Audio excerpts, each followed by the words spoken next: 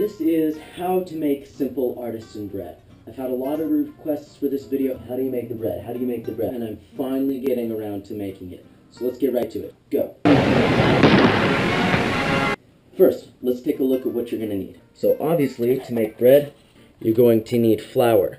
Then we're going to need yeast, sugar or honey for the yeast, a little bit of salt. I'm going to use some red wine vinegar. You will need mixing bowls, parchment paper, and a seasoned baking stone. And don't forget your mixing tools. Okay, let's get to it. Okay, now first things first, we need to proof the yeast. I've added a little bit of water to the bowl. Now make sure it's just a little bit above lukewarm. Add some honey, which the sugars are food for the yeast, okay? So I'm only going to use, let's see, about a tablespoon, okay? Mix the honey into the water. Hey folks, somehow I managed to lose the audio on this track, so I'll talk you through it. Add 1 tablespoon of regular yeast, not the quick rising yeast, then add another half tablespoon, sprinkle it over your water and honey, and then let it sit for a while. Now that the yeast has proofed, about doubled in size, we are going to add the water. I just added the water. It was about 3 cups. Make sure that when you add your water, it's lukewarm. If the water is too cold, the yeast won't grow, and if it's too hot, it will kill the yeast. The yeast is like a living organism, so it's important to do correct. Now that we have our yeast in our water, we're going to add the flour. You always want to make sure that you fluff it with a fork first. If you have heavy flour, that makes heavy bread. So we're going to spend a little bit of time fluffing it. Fluffy flour, fluffy bread. Make sense?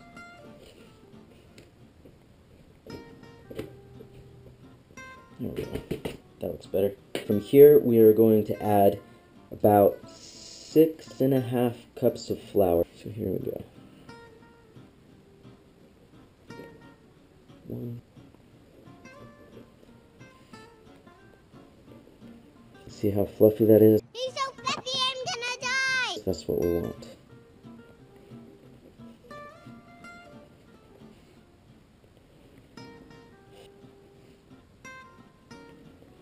Six and a little bit of change. Okay, from here we are adding the salt, 1 tablespoon.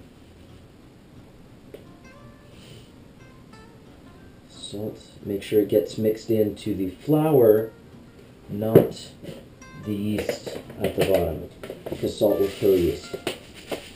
And this is just how I do it, okay?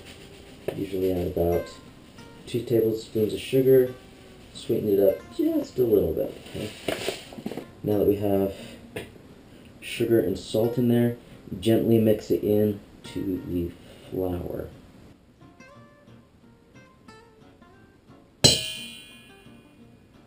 Now here's what we're doing with the vinegar. We're going to take 2 tablespoons. We're using the pomegranate red wine vinegar because that's just what I have on hand. But I've used white wine vinegar or regular. I haven't used balsamic. If any of you try it, let me know how it turns out, okay? And I usually dump it on the side of the bowl here. We're going to go 2 tablespoons. And the vinegar I put into the water mixture. Liquids go together, dry goods go together. Now from here, we mix it up. And we're going to mix, mix, and mix. And it should be a pretty sloppy mess. Now, why did we add the vinegar, you may be wondering? Why? Why? Because that little bit of vinegar, that 2 tablespoons, gives it an ever so subtle taste of sourdough. Okay.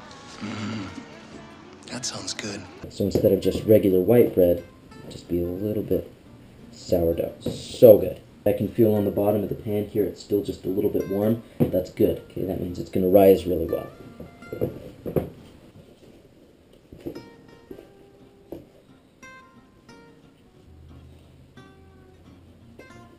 There we go. We're getting there.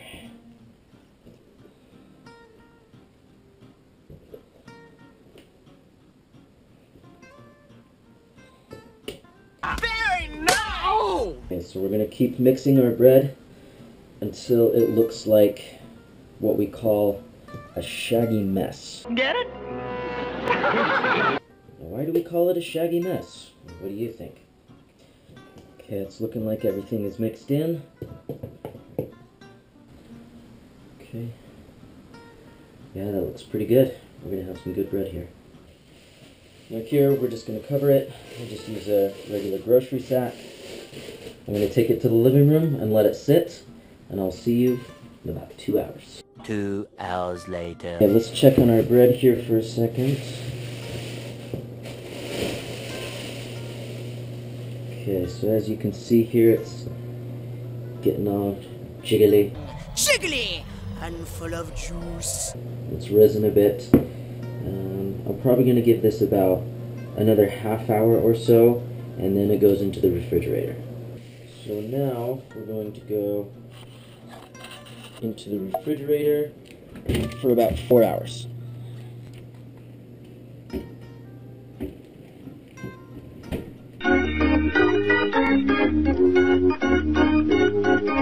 Okay, so we're a few hours later here. Let's take a look at our bread. Yep, it's cold, looks good, let's rock and roll. So here's where the fun begins. This much, okay, that's 6.5 cups of flour will yield 2 loaves of bread. Okay, so what we're gonna do, I have my cutting board here. Toss down some flour. I always like to use cornmeal as well for texture and flavor. So we're going to take some of this. Okay. We're going to take half of the dough that we have in our container here. Okay. So from here, lightly coat it in our flour and cornmeal, and then shape it into our loaf. Okay, so I kind of have a light loaf here. Okay, this is where the parchment paper comes into play. So now that I have my dough, here's how we shape it, okay? We're just going to go nice and easy, and we take the corners and kind of fold it under itself. And you can kind of see it starting to smooth out on top a little bit. Some of the cornmeal is going onto the bottom, and the bottom of the crust with that cornmeal on it. Ooh, so good. Okay, so that's our lovely little roll. Okay. And that's one. And we're going to let that sit out for a little bit, and it's going to be ready to bake in about 30 minutes. Shake that best we can. Now the reason we use the parchment paper is because if you can imagine taking this loaf and trying to get it into the oven, okay, that's going to be a pain in the butt. If we just take it like this, okay, we're going to be able to lift it, boom, right into the oven on our stone. Way easier. Brilliant! Brilliant! One of them we're going to cook right now, the other one we're going to save for later. Okay, parchment paper, that's why we have the parchment paper, okay, easier to transport. Put it in a bag, and then this whole thing goes in the fridge. From here, we're going to turn the oven on, bake, and we're going to crank it all the way up to 500 degrees. Even 525 is acceptable to preheat. Throw in our pre-seasoned baking stone and the bowl along with it. Okay, our oven is preheated. We are ready to rock and roll. Bread goes in, quick slices, 1, 2, 3. That will allow for the pop that we want. Bowl goes over the top. That's going to help with the pop. In the oven, take it down to 475, and then it goes in for 25 minutes. Set your timer. I've got 25 minutes to go. Okay, timer's going off. Time to switch it over. Okay. Wrap it up. Hooray! I'm useful! Bowl comes off. Ooh, look at that. Okay, and then from here, I'm going to slide it off. Pull out the parchment paper so it can finish up on the stone. That can be tossed. Okay, so don't lose too much heat in your oven. Okay, and then we're going to take it down to 375, and we go another 25 minutes. See you then.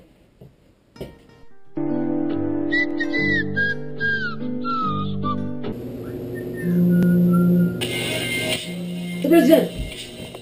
Let's take a look.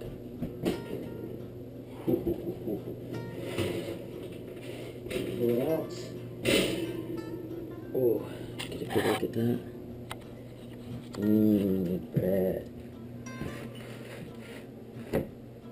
That's some beautiful bread. Turn your oven off. Now you might be thinking, ooh, fresh hot bread, let's jump into it. Not yet, okay? We need to wait at least a half hour for it to cool just enough. There you have it, folks. There's our beautiful artisan bread. Listen to that. If there's anything that I missed, any details that I forgot, feel free to ask questions in the comments section.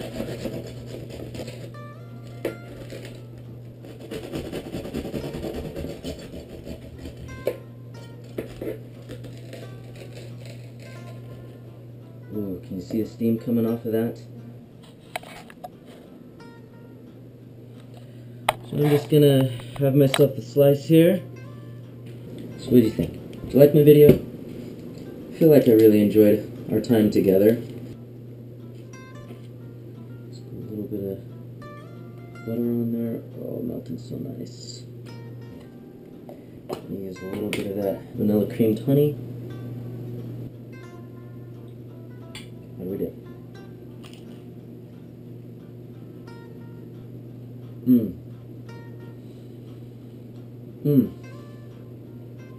So good.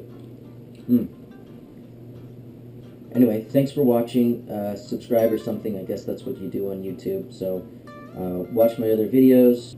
So once again, if you have any questions or if you liked this video, hit the like button and we're good to go.